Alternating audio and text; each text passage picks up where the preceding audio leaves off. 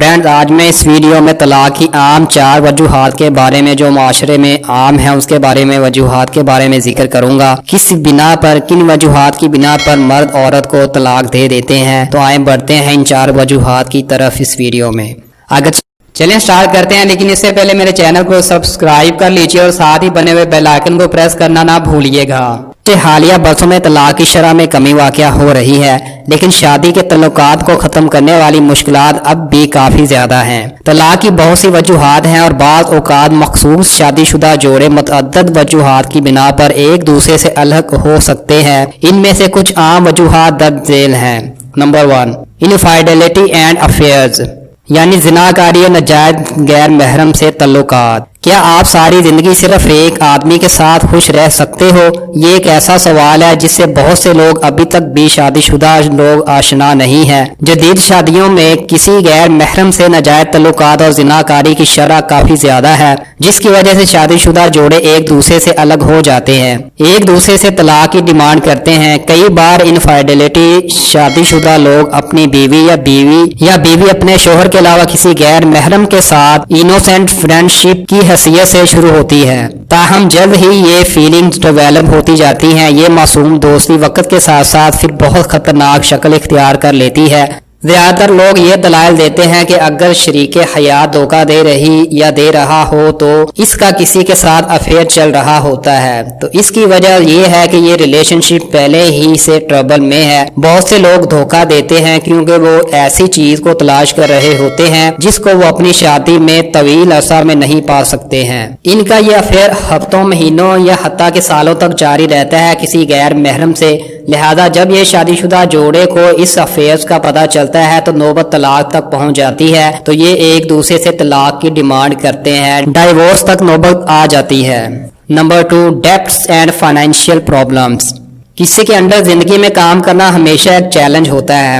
اگر شادی کے بعد ایک دوسرے کے اخراجات کو پورا کرنے کے لیے کافی رقم نہیں ہوتی ہے تو زندگی میں مشکلات جنم لیتی ہیں۔ فیملی کو سپورٹ کرنے کے لیے پیسہ بڑی اہمیت کا حامل ہوتا ہے۔ بعض لوگ ایسے ہوتے ہیں کہ ان کے پاس شادی کے بعد ضروریات زندگی کو پورا کرنے کے لیے اتنے پیسے نہیں ہوتے کیونکہ ان کی انکم لو ہوتی ہے۔ پھر ہسبینڈ ضروریات زندگی کو پورا کرنے کے لیے قرض تک لیتا ہے۔ وقت کے ساتھ ساتھ قرض بھی بڑھتا جا رہا ہوتا ہے، تو ان مالی مشکلات اور قرض کی ادائیگی کی پریشانیاں اسے گھیر لیتی ہیں، جس کی وجہ سے وہ اپنی بیوی کو طلاق دے دیتا ہے کیونکہ وہ اس کے اخراجات پورے نہیں کر رہا ہوتا۔ بعض بیویاں ایسی ہوتی ہیں کہ وہ ان حالات کا سامنا نہیں کرتی، وہ خود ہی طلاق کا مطالبہ کر لیتی ہیں، ڈائیورس ڈیمانڈ کر لیتی ہیں۔ اس طرح مالی مشکلات اور قرض بھی ہمارے معاشرے میں طلاق کی ایک عام وجہ ہے۔ نمبر 3، لیک آف کمیونیکیشن، یعنی بات چیت میں آپس میں کمی۔ کمیونیکیشن از کی ٹو اے ہیلتھی ریلیشن شپ۔ میاں بیوی میں پراپر کمیونیکیشن یعنی بات چیت کا نہ پایا جانا بھی طلاق کا باعث بنتا ہے۔ بات چیت کی کمی بہت ساری شکلیں لے سکتی ہیں۔ ایک طرف یہ بغیر دوسرے کی بات سنے ہی چیخیں اور سکریمنگ کی شکل اختیار کر لیتی ہے۔ یہ سراسر سیول سائلنس بھی ہو سکتی ہے جو وقت کے ساتھ پارٹنرز کے مابین پیدا ہوتی ہے۔ Unhealthy communication habits can quickly sink a marriage and often do۔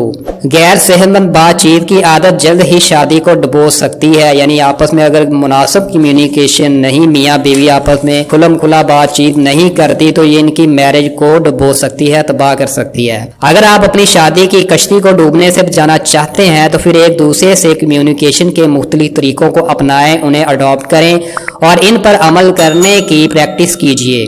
اکثر درست طریقہ سے بات چیت کرنا دوسرے ایشوز کی جڑ میں جانے میں مدد دیتا ہے جو کہ شادی کے بندھن کو خراب کر رہے ہوتے ہیں۔ پیسوں کے مسائل، ریلیشن شپ میں تعریف کی کمی، ایک دوسرے میں پیدا شدہ غلط فہمیاں، ان سب کا حل مناسب بات چیت یعنی پراپر کمیونیکیشن ہے۔